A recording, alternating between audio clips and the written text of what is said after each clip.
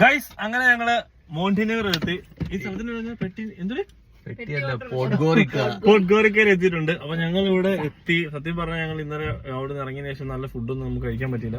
അപ്പൊ ഞങ്ങൾ ഇവിടെ ഒരു ഇന്ത്യൻ റെസ്റ്റോറന്റ് ഗൂഗിൾ ചെയ്ത് കണ്ടുപിടിച്ച്.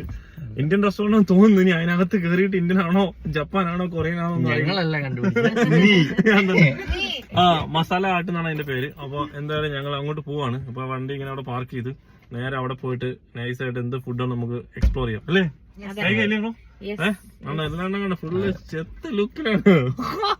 അപ്പൊ ഞങ്ങൾ എന്തായാലും അവിടെ പോയിട്ട് കഴിക്കാം. പൊളിച്ച് അങ്ങനെ നമ്മൾ എത്തി, മസാല ഹോട്ടലെത്തി. ആണ്ട് നൈസ് ആംബിയൻസ് ആണ്, ഒരു രക്ഷയിൽ. Hi bro, thank you. We are looking for an Indian restaurant. Thank you. അങ്ങനെ നമ്മളെത്തി. നല്ല അടിപൊളി ആംബിയൻസ് ആണ്. വാവ് എന്ന് ഒരു ഫീലുണ്ട്, ഒരു വാവ് ഫീലുണ്ട്. ഇതാണ് മസാല ഹട്ടിലെ മോസ്റ്റ്ലി ഇവിടെ ഒരു ഇന്ത്യൻ റെസ്റ്റോറന്റ് ഇത് മാത്രമേ ഉള്ളൂ അല്ലേ? വേറൊരു ഇന്ത്യൻ റെസ്റ്റോറന്റ് ഇത് മാത്രമേ ഉള്ളൂ അല്ലേ? So there is no other Indian restaurant, right? No other Indian restaurant in Montenegro. Oh, that's cool, bro.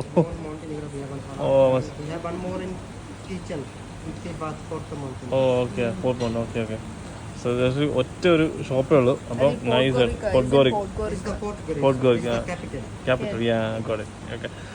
So ഇവിടെ നൈസാണ് കേട്ടോ, അടിപൊളി മെനുവും പരിപാടിയൊക്കെ ഉണ്ട്. കുറേ ഇതുണ്ട്, മെനു ഉണ്ട്. അപ്പോൾ നമ്മളിങ്ങനെ ഓരോന്നോരോന്നായിട്ട് ഇങ്ങനെ കണ്ടിരിക്കുകയാണ്. മലബാർ ഫിഷ് കറിയോ ആണോ? ഞാൻ ഇവിടുത്തെ തനത് സാധനങ്ങളൊക്കെ ഒന്ന് ട്രൈ ചെയ്താലൊന്ന് ആലോചിക്കാം.